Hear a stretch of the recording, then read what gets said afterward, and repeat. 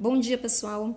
Hoje, dia 13 de abril, eu, professora Eliene, estou aqui gravando mais uma videoaula para vocês. E o nosso assunto hoje está baseado no livro 2 de Ciências, tema 1, que é o que vale a capítulo 1. Então, esse nosso assunto, mais uma vez, ele fala sobre energia, sobre eletricidade, viu?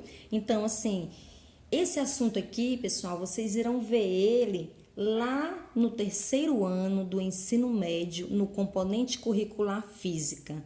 Como assim, professora? Então, eu estou vendo um assunto de física aqui no oitavo ano, um assunto do ensino médio? Sim.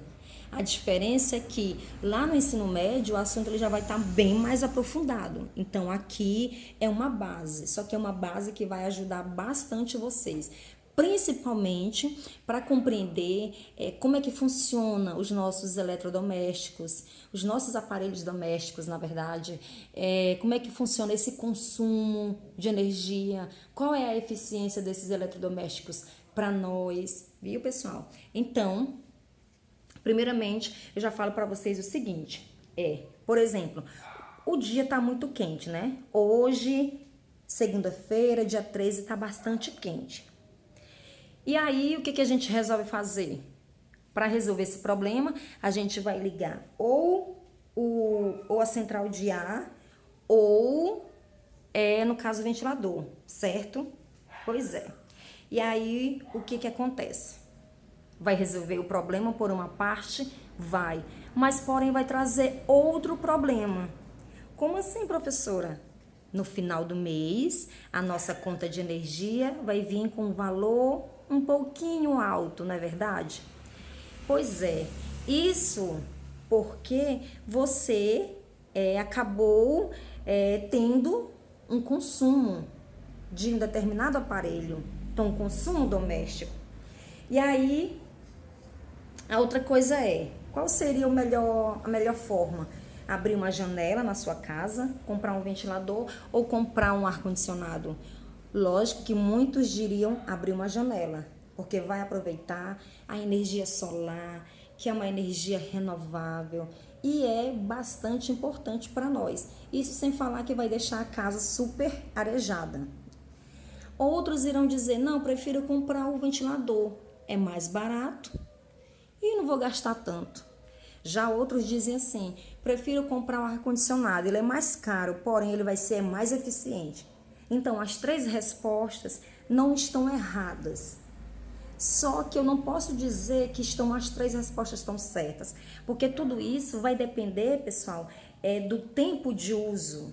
Então, o que vai acontecer? Eu já começo com vocês aqui com uma outra pergunta, que é essa que está aí no quadro. Como saber o impacto dos eletrodomésticos nos gastos com eletricidade? E aí? Pessoal, é simples. Para que eu entenda o impacto desses aparelhos, eu tenho que entender o que é potência. Por isso que eu coloquei ele no quadro potência. Professora, mas o que é potência? Significa dizer que um aparelho é mais potente do que o outro? Não, necessariamente. Na verdade, a potência, pessoal, ela está relacionada com o consumo de energia.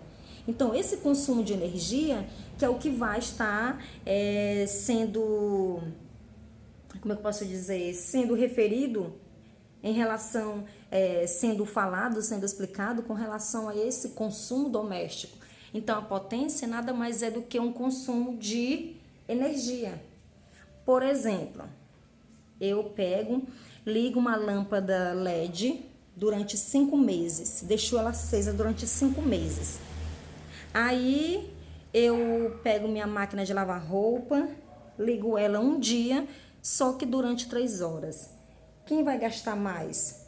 Vai ser a lâmpada LED, 5 meses acesa, ou a máquina de lavar roupa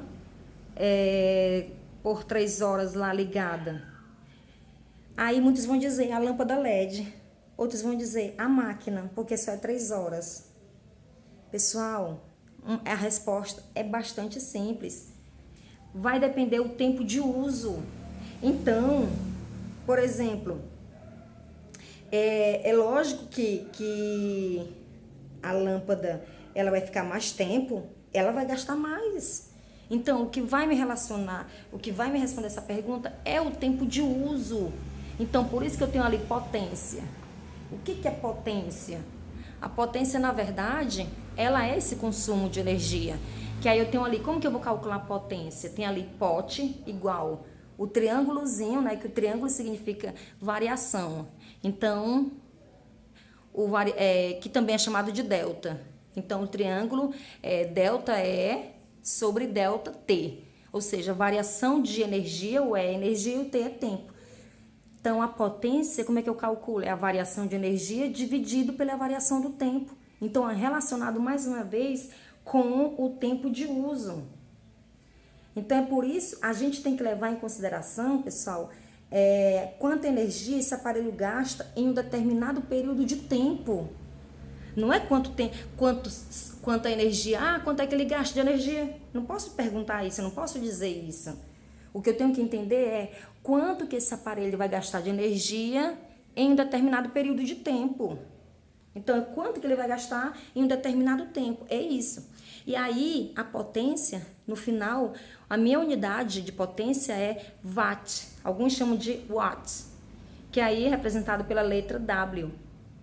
Aí muitos dizem lá, esse aparelho aqui ele tem 20 watts de potência. Então, ali é relacionado ao consumo daquele aparelho. É o tanto que ele consome em um determinado tempo. Então, quando você vê um aparelho doméstico, tem lá 100 watts de potência, 70 watts de potência, aquilo ali significa dizer que esse aparelho, ele está gastando uma energia em um determinado período de tempo. Que esse período de tempo também equivale ali, J por S. J barra S. Ou seja, o J a gente já tinha visto no início das aulas que J significa Joule e ele tem a ver com energia, ou seja, é uma energia por segundo. Então, é Joule por segundo. Viu, pessoal? Então, é isso que vocês precisam compreender dentro desse assunto aí de potência. Então, basta a gente dividir a variação de energia pelo intervalo de tempo, pela variação de tempo, né? Que é o tempo gasto. E aí, os aparelhos eletrônicos, normalmente, eles possuem indicação do valor da sua potência, ou seja, da quantidade de energia que eles consomem por um determinado tempo, né? Por exemplo, se um televisor ele tem 80, no caso 80, e o Wzinho na frente, significa que ele consome 80 Joule por segundo. É isso que significa na hora da gente fazer a leitura que vem. Viu, pessoal? E aí, quando a gente compreende isso, então, por exemplo, qual seria a potência maior? Um ventilador ligado na velocidade baixa ou um ventilador ligado na velocidade alta? Hein? E aí? Então, o que eu tenho a dizer para vocês é o seguinte, se a velocidade ela é maior, a quantidade de energia convertida para cada instante, com certeza vai ser maior. Agora, se a velocidade for menor, a energia cinética, ou seja, cinética tem a ver com movimento, a energia lá do movimento daquelas pás do ventilador vai ser menor. Ou seja, quanto maior a potência do ventilador, mais vento ele é capaz de gerar. Então, a potência, ela vai te mostrar o quanto que ela é capaz de gerar energia em um determinado período de tempo. Viu, pessoal? Então, é isso que vocês precisam compreender. Então, tá na hora de comprar um aparelho doméstico. Como saber qual gastará menos eletricidade no final do mês? Viu? Pra gente poder compreender direitinho. Aí, nós temos aqui, a gente encerra aqui nossa primeira videoaula e teremos a nossa segunda videoaula ainda dando continuação sobre potência e também falando sobre a eficiência das transformações energéticas.